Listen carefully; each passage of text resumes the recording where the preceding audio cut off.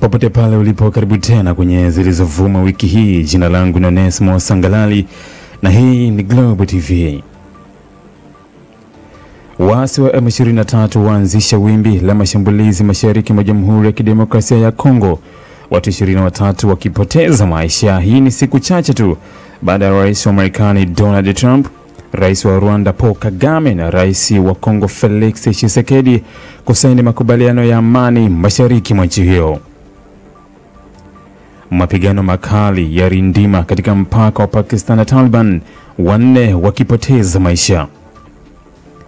Na zaidi ya watu 900 wamepoteza maisha, mamia wakiwa hawajulikani walipo nchini Indonesia baada ya mafuriko makubwa kuikumba nchi hiyo. Tutatazama pia wanandoa 54 wafunga ndoa kwa pamoja, sherehe maalum kabisa mjini Khan Younis kusini mwa Gaza baada ya miaka miwili ya vita kati ya Hamas na Israel.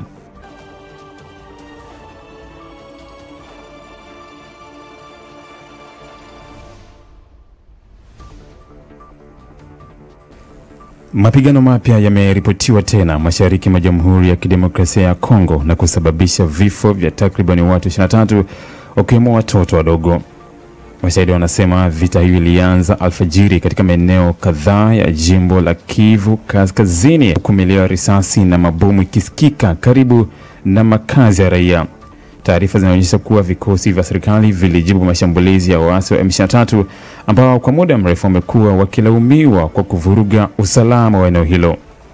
Ripoti zinaeleza kuwa mapigano hayo yametokea jirani na maeneo ambayo yamekuwa yakishuhudia uhamishaji wa raia wa mara kwa mara kutokana na ukosefu wa utulivu unaoendelea katika eneo hilo. Wakazi kadhaa wameripotiwa kukimbia nyumba zao na kutafuta hifadhi katika maeneo mengine salama, huku wengine wakilazimika kutembea masafa marefu bila usaidizi wowote. Mashirika ya kibinadamu pia yameonya kuwa idadi ya watu wanaokimbia huenda ikaongezeka ikiwa mapigano yataendelea. Kilichoshtua zaidi ni kwamba vurugu hizi zimeibuka zikiwa zimepita siku chache tu tangu kusainiwa kwa makubaliano ya amani yaliyofanyika mjini Washington kwa usimamizi wa Marekani. Makubaliano hayo yalitia matumaini kwamba huenda hatua za kidiplomasia zikasaidia kurejesha utulivu kati ya Kongo na Rwanda, lakini hali hii inaonekana kuwa tofauti kabisa baada ya vita kuanza upya mara moja. Serikali ya Kongo na waasi wa M23 kila mmoja anadai kuwa mwenzake ndiye chanzo cha kuvunja utulivu na kukiuka makubaliano hayo. Serikali inaituhumu Rwanda kwa kuendelea kutoa msaada kwa kundi la M23, jambo ambalo Rwanda imekuwa ikikana kwa muda mrefu.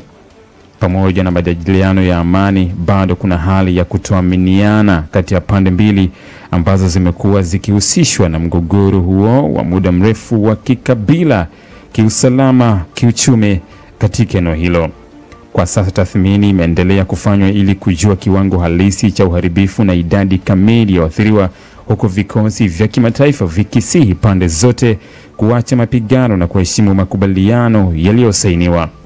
Wataalamu wa masuala ya kisiasa wameonya kuwa iwapo hatua za haraka hazitachukuliwa, mzozo huu huenda ukarudi kwenye kiwango kikubwa zaidi na kuhatarisha maisha ya maelfu ya raia.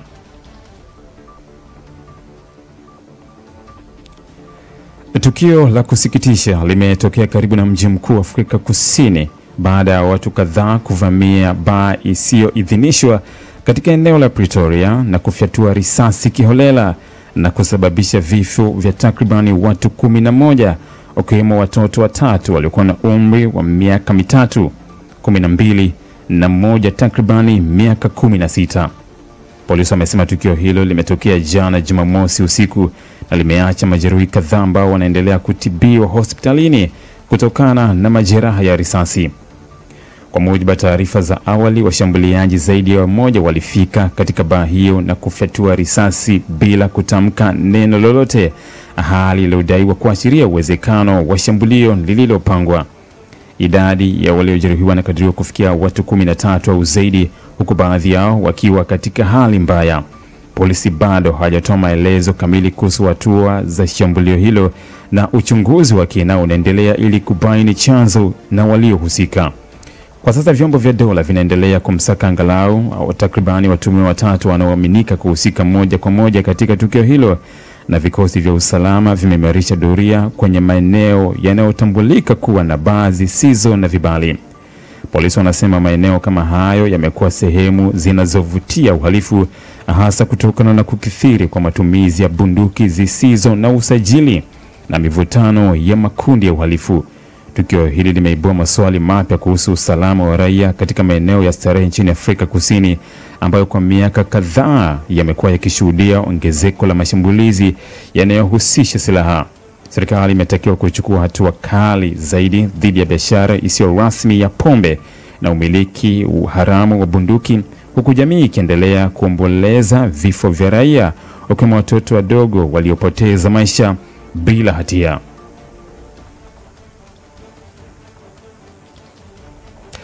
Na usiku wa Disemba 5 kuelekea tarehe 6 mwaka 2025, mapigano makali ya risasi na milipuko ya mabomu yalizuka katika mpaka wa Spini Bodak na Chaman na kusababisha vifo vya raia 4 wa upande wa Taliban, huku wengine wakijeruhiwa.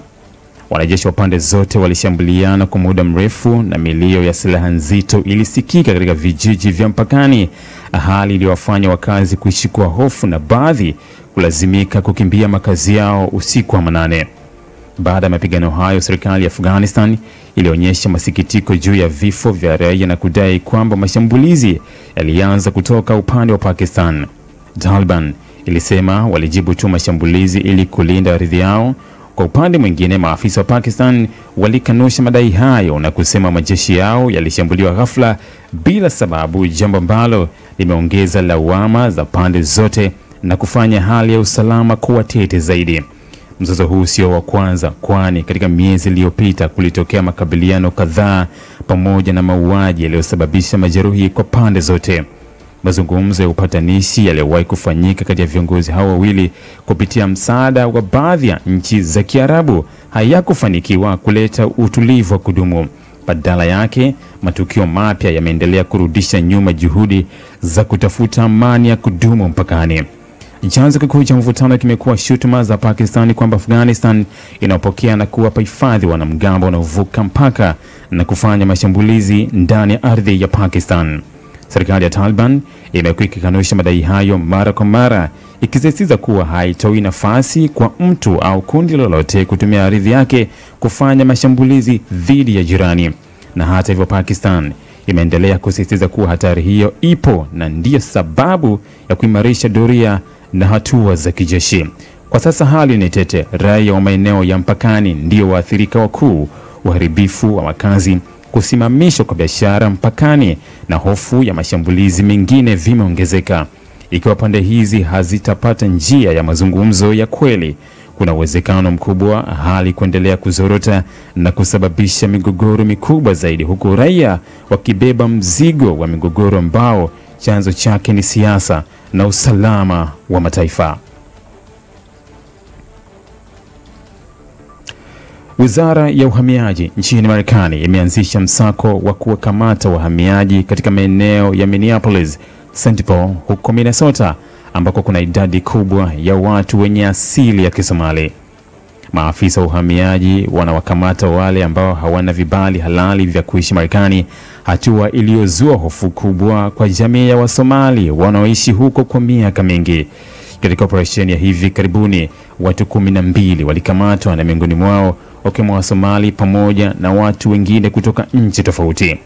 Ingawa baadhi yao walikabiliwa na makosa ya kisheria, viongozi wa jamii wanasema kuwa wengi wa Wasomali wanashughulisha na kazi zilizo halali, biashara ndogo ndogo, na wamekuwa sehemu ya maendeleo ya mji huo kwa muda mrefu.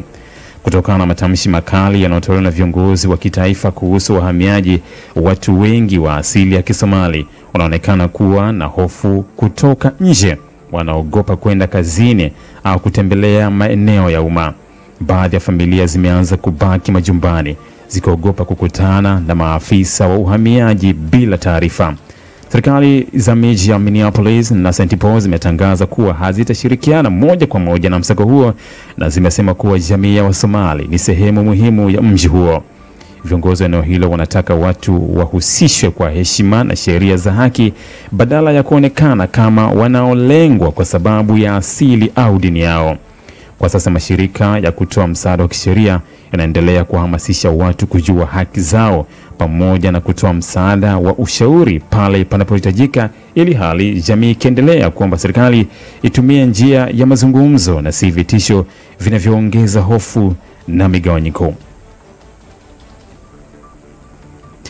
Na takribani watu 900 wamefariki dunia nchini Indonesia kutokana na mafuriko makubwa yaliyotokea hivi karibuni, huku mamia ya wengine wakiwa bado hawajapatikana. Zaidi ya nyumba 100,000 zimeharibiwa baada ya kimbunga chenye nguvu kugonga ghuba ya Malaka wiki iliyopita, kikiambatana na mvua na mmomonyoko wa ardhi katika maeneo mbalimbali ya nchi hiyo. Juhudi za kuwafikia walioko kwenye maeneo yaliyoathirika bado zinaendelea, huku misaada ya dharura ikiwa ni muhimu kwa wale waliopoteza makazi na mali zao. Hali hii ni mbaya zaidi katika maeneo yenye miundombinu dhaifu na barabara zilizoasilika, jambo linalozidisha changamoto za usafirishaji wa chakula, maji safi na dawa. Hali hii ya mafuriko ni mojawapo ya matukio makubwa ya hali mbaya ya hewa yaliyoikumba Asia katika wiki za hivi karibuni, huku idadi ya waliopoteza maisha kutokana na mafuriko katika nchi jirani kama Sri Lanka, Thailand, Malaysia na Vietnam ikikaribia watu 2,000. Hii imetia shinikizo kubwa kwa serikali na mashirika ya kibinadamu kushughulikia uharibifu mkubwa wa mali na kuokoa maisha.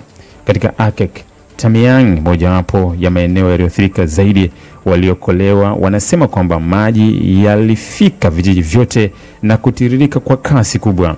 Watu walilazimika kupanda juu ya paa za nyumba zao ili kuokoa maisha yao kutokana na maji yaliyozidi kuongezeka. Mmoja waliokolewa katika kijiji cha Lintag Bawa alieleza kwamba familia walilazimika kuishi juu ya paa kwa siku 3 bila chakula au maji, huku karibu 90% ya nyumba za kijiji hicho zikiwa zimeharibiwa. Familia takribani 300 sasa ziko bila makazi, zikihitaji msaada wa dharura ili kuendelea kuishi.